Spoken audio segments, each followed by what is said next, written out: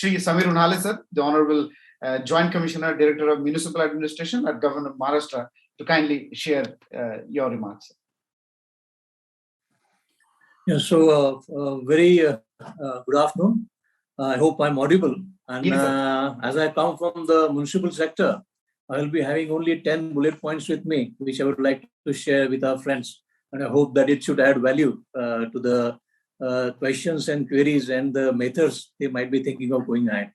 As we know, after the, currently, in last 6 to 7 years, Swachh Bharat Mission had been a major program with the major mission with the Government of India as well as all the state governments and also the urban local bodies, which had focused the solid waste management for the first time with so much of political focus and primacy and also the funding.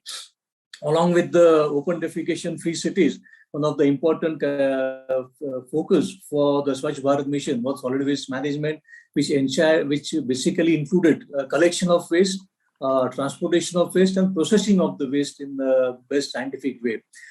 Taking a cue from that, and in fact, in the last 7 years, again, we had major global consensus when we talk of any urban areas in the world.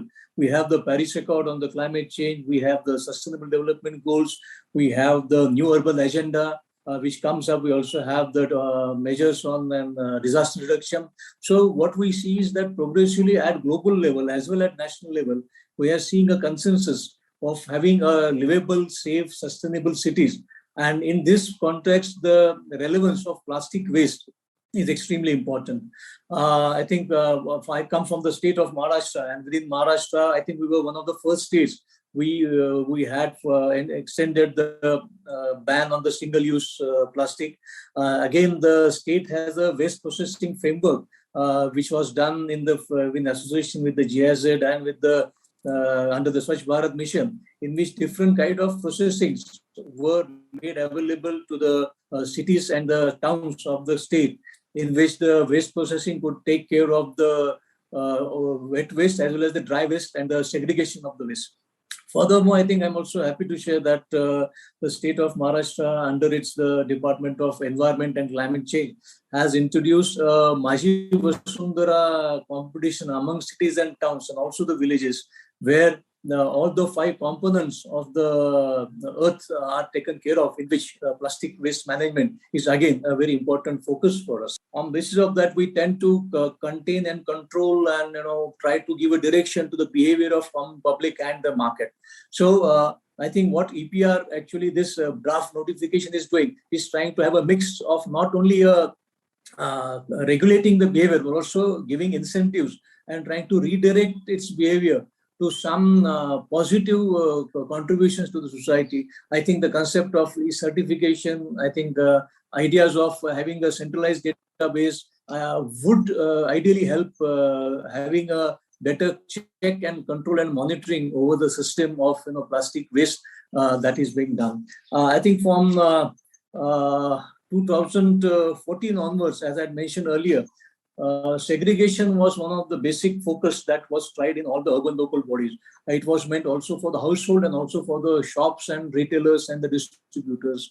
Luckily, a buyback system, which was brought in by some of the produce from the brands, did help to an extent. And as was mentioned by our friend from Sikkim, that the retailers and distributors need to be made a part of the EPR, and the collection and the transportation system for the plastic recycling is extremely important.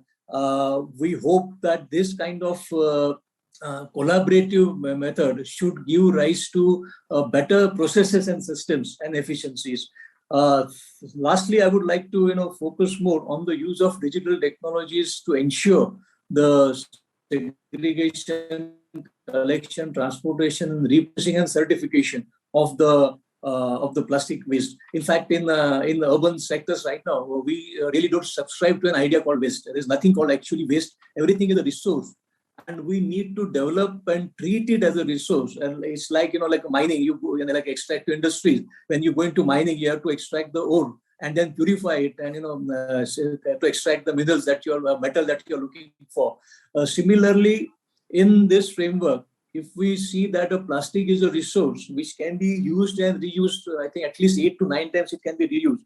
Of course, there are various types of plastics which can go through that. So I think a major change in the temperament, major change in the attitude, I think is also important for APR.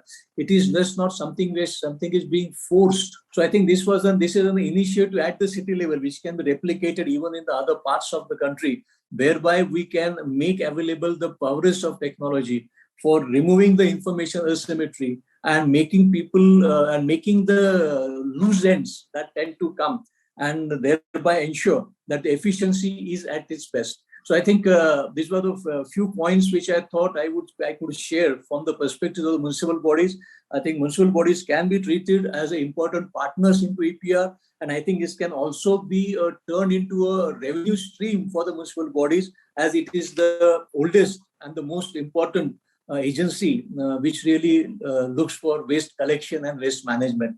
So thank you very much. As we are really running ahead of time, I thought I would be as short as possible, as precise as possible, with two messages. A, EPR is not a regulation, it is a business model. Please look at it that way. And B, municipal bodies can be a major partners in your the responsibilities of the EPR. So thank you, Fahimji. Thank you, Hudson.